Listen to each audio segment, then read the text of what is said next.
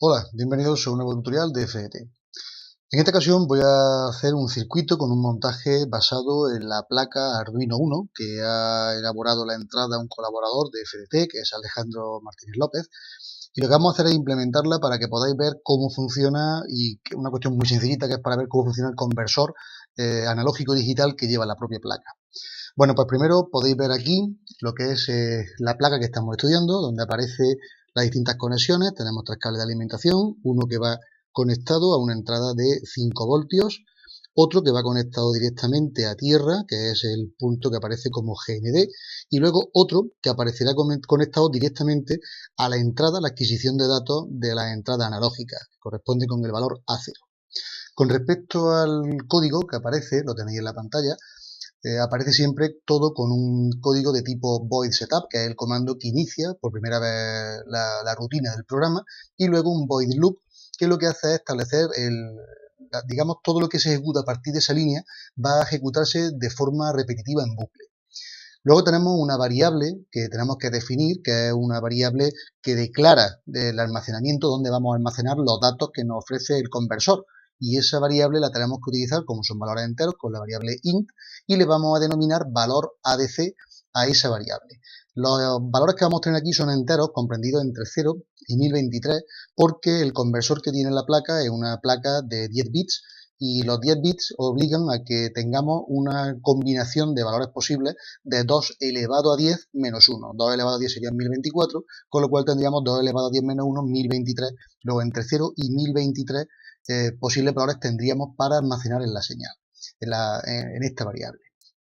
Luego, sin embargo, lo que es el valor de resolución que tendremos, lo tenemos que refijar con respecto al valor que tenemos de referencia entre los 1024 valores que estamos comentando del 2 elevado a n, siendo n estos 10 bits de la placa. Bien, pues tenemos que almacenar también unos valores de voltaje que van a venir con decimales, y esto lo vamos a realizar con el comando float voltage.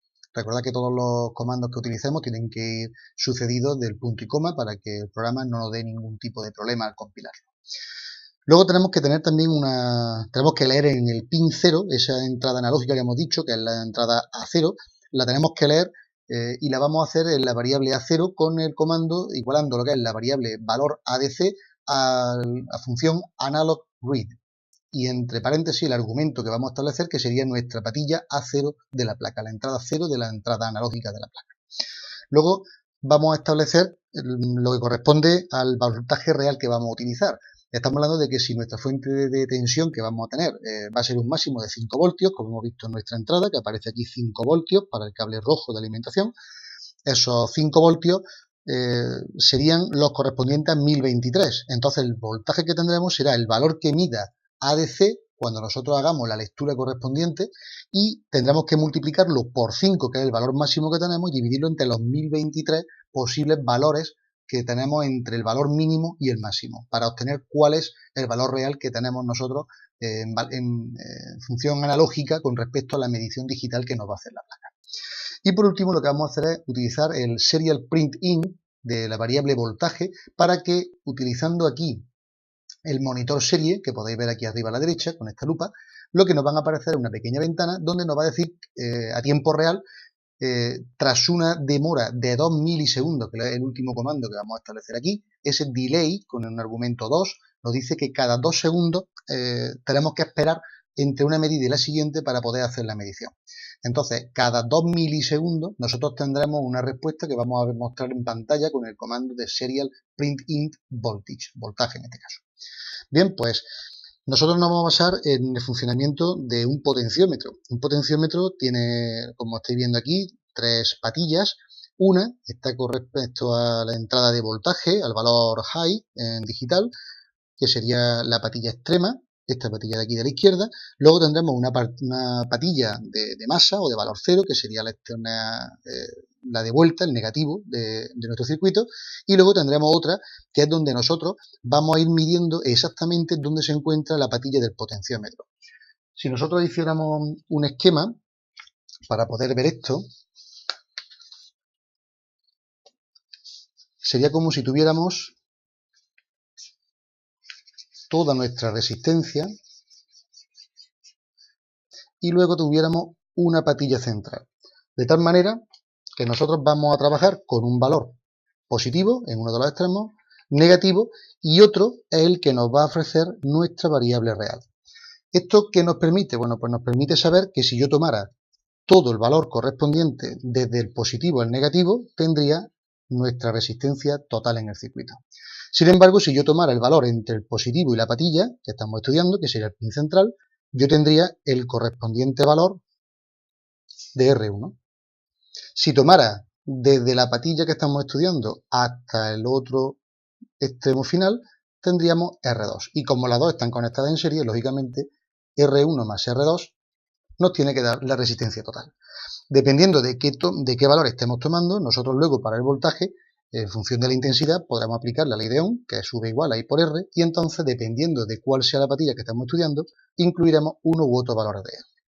Bueno, pues, si esto está claro, que no presenta mayor dificultad, lo único que nos queda es conectar los diferentes cables. Vamos a conectar el rojo, valor positivo, vamos a conectar el azul al valor negativo y vamos a conectar el pin central al correspondiente de tierra. Y con esto ya tendríamos conectado nuestro potenciómetro. Y en función del potenciómetro, con los valores que le estemos dando nosotros, que le estemos ofreciendo, nos va a hacer luego la conversión. Vamos a alimentar nuestra placa Arduino 1 a través del puerto de USB.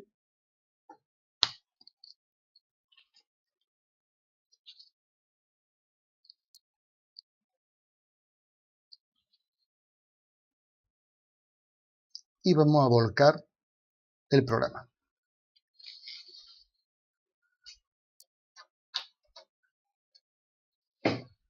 Bien, en este momento ya tenemos el programa insertado en la placa y si nosotros ahora nos fuéramos al monitor serie, no aparecería 0 porque estamos evaluando un valor en un extremo del potenciómetro, pero si luego vamos girando, vamos a conectar bien esto, si ahora vamos girando con el auto-scroll, veis que van apareciendo números diferentes conforme nosotros vamos estableciendo, en este caso conforme vamos reduciendo voltaje, hasta que lleguemos a un caso de valor 0, donde al no haber resistencia, todo el voltaje correspondiente que estemos evaluando correspondería al valor máximo de voltaje, que son los 5 voltios. Si incluimos toda la resistencia posible, el valor de lectura sería el mínimo posible.